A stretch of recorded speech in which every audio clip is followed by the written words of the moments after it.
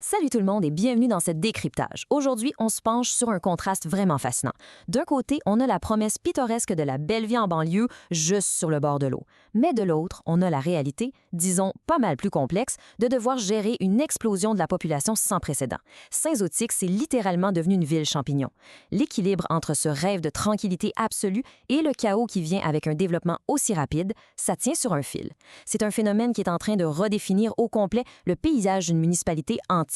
Alors installez-vous confortablement, on plonge au cœur de cette transformation pour comprendre comment une petite bourgade se métamorphose sous la pression d'un attrait tout simplement irrésistible. Regardez-moi ça. Juste avec cette vue aérienne, on saisit à la seconde l'attrait magnétique de la place.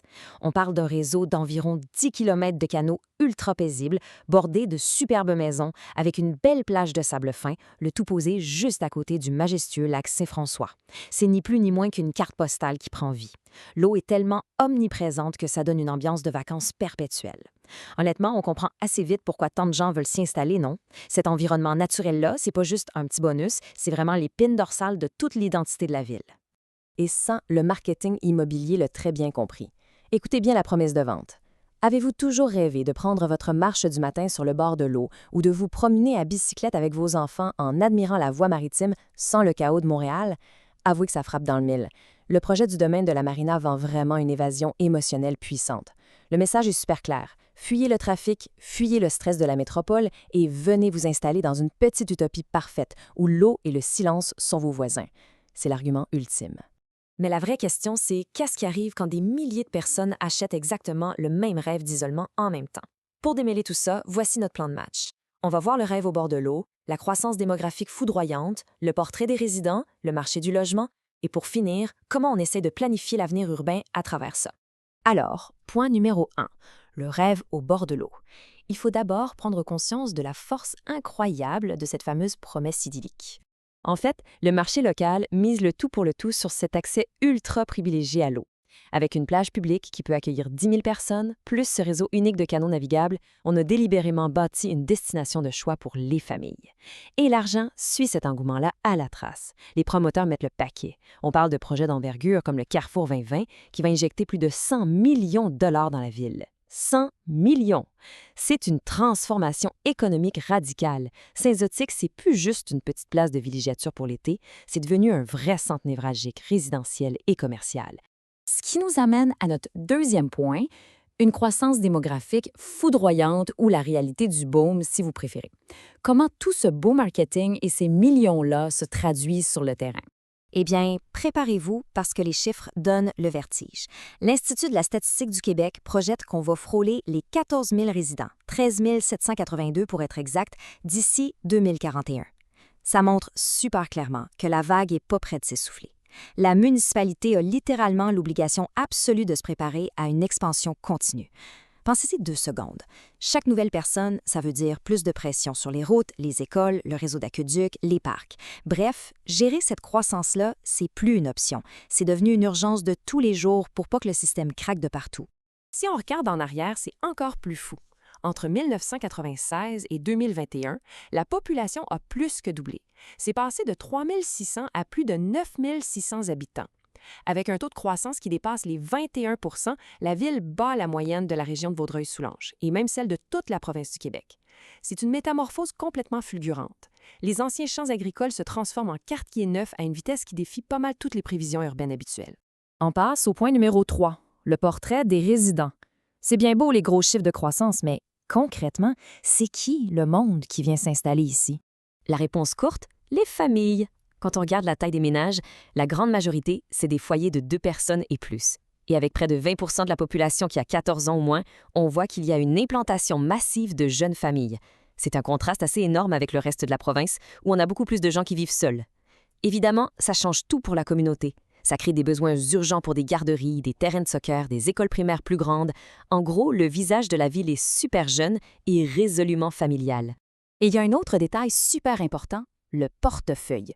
Le revenu médian à Saint-Zotique frôle les 100 000 $, soit 98 200 $ exactement, ce qui est confortablement au-dessus de la moyenne provinciale de 92 000. C'est génial pour l'économie locale, ça remplit les coffres de la ville, mais attention, ça vient avec un petit défi. Ces gens-là ont les moyens de se payer un style de vie premium, donc ils ont des attentes extrêmement élevées. Ils s'attendent à des routes parfaites, des services municipaux top niveau et un entretien paysager impeccable. Ils veulent que la vraie vie ressemble exactement à la brochure du promoteur. Et ça nous mène tout droit à notre quatrième point, le marché du logement. Comment est-ce qu'on fait pour loger ces familles exigeantes-là?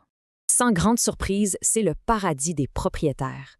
À plus de 73 % les gens ici possèdent leur maison. C'est littéralement le rêve nord-américain. Si tu achètes ton bout de terrain, si possible avec vue sur l'eau pour élever tes enfants. C'est tellement récent tout ça que près de 60 % de toutes les maisons de la ville ont été construites entre 2001 et 2021. Ça veut dire que presque toute la ville sent encore le bois neuf. On est vraiment loin des petites cabanes modestes de l'ancien village. Pour satisfaire cet énorme appétit, les développeurs immobiliers ont une stratégie en béton. Ils offrent des modèles de maisons ultra ciblés et super personnalisables. Vous voulez du classique? Vous avez le modèle Galien. Plus contemporain, on y va avec le On-GT.